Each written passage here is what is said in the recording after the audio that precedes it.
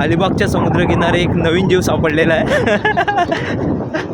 असा प्राणी कधी बघितला होतात का?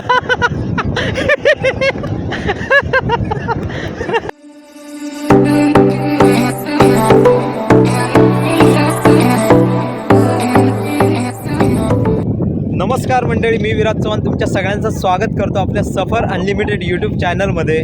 मित्रांनो, मागच्या व्हिडिओमध्ये तुम्ही बघितलं की आपण अलिबागचा किनारा आणि कुलाबा किल्ला फिरलो होतं. तर तिथून आपण आलो नागावला आणि नागावच्या समुद्रकिनारी मी सध्या उभा आहे आणि इथे आपण धमाल मस्ती करणार आहोत. त्याच्यामुळे हा व्हिडिओ शेवटपर्यंत नक्की बघा आणि जर तुम्हाला हा व्हिडिओ आवडला तर जास्तीत जास्त लोकांपर्यंत शेअर करायला विसरू नका. इकडे समोर तुषार बॉल बरोबर खेळतोय. मजा येते काय खेळायला?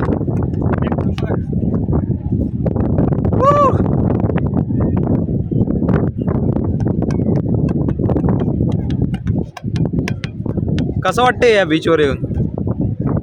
मस्त बीच आहे, जागा खूप चांगली आहे आणि पाठीमागची जी झाडं आहेत सुरूचे अप्रतिम दिसत आहेत ना. मला वाटतं तिकडे आपण गेलं पाहिजे. मजा येते काय? कसं वाटतंय? छान वाटतंय. फक्त किती दिवसांनी घराच्या बाहेर पडलं? शेवटचं समुद्रकिनारी कधी गेला होता दोघी जण? एक वर्ष. त्याच्यानंतर आज. चला मग मजा मस्ती करूया.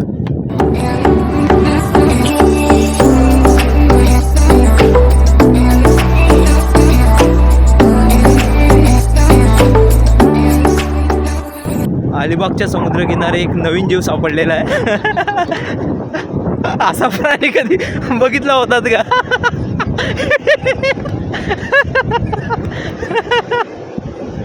समुद्रकिनारे आलात आणि जर समुद्रात भिजला नाहीत तर तुमचं आयुष्य बरबाद आहे. सुंदर गार वारा इथे सुटलेला आहे आणि समुद्रात भिजण्याचा आनंद घेताना अतिशय मजा येते. जबरदस्त वाटतंय.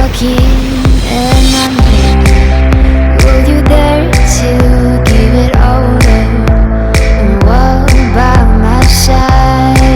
Do you see the road?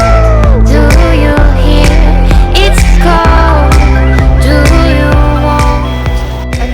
तुम्हाला पण जर आमच्याबरोबर खेळायचं असेल तर आम्हाला नक्की जॉईन होऊ शकता, कारण की आम्ही खेळतोय volleyball. Light of me, just getting me above now.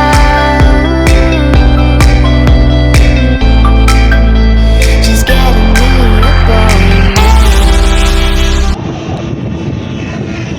आम्ही बीचच्या त्या बाजूला होतो आणि तिकडे गर्दी अतिशय कमी आहे, त्याच्यामुळे आम्ही आरामात मजा मस्ती करत होतो.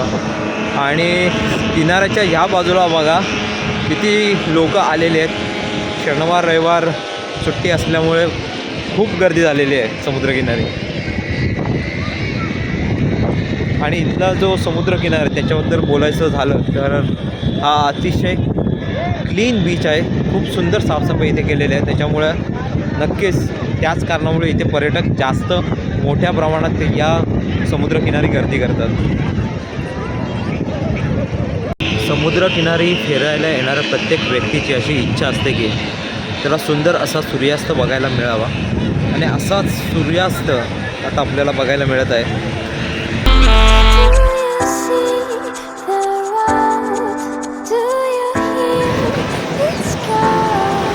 मोठमोठ्या लाटा यायला सुरुवात झालेल्या आहेत ते भरती चालू झाल्यामुळे. आणि भरतीच्या या लाटांवर खेळताना खूप मजा येते लिटरली.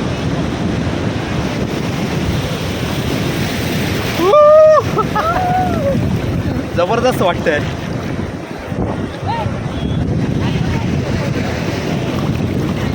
आणि पाण्यामध्ये येण्याची स्ट्रगल चालू आहे. ती बघा आणखी एक मोठी लाट आलेली आहे.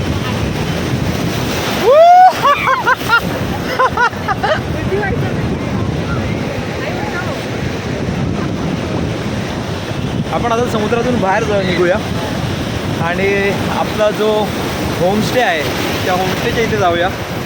तुम्हाला होमस्टे मी दाखवतो. तिथे जी प्राईज आहे ती सगळी सांगतो आणि थोडा वेळ अजून एन्जॉय करतो.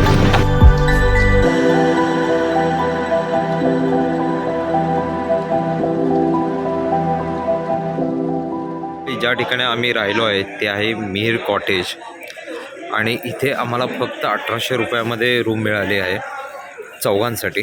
तर ती रूम मी तुम्हाला दाखवतो.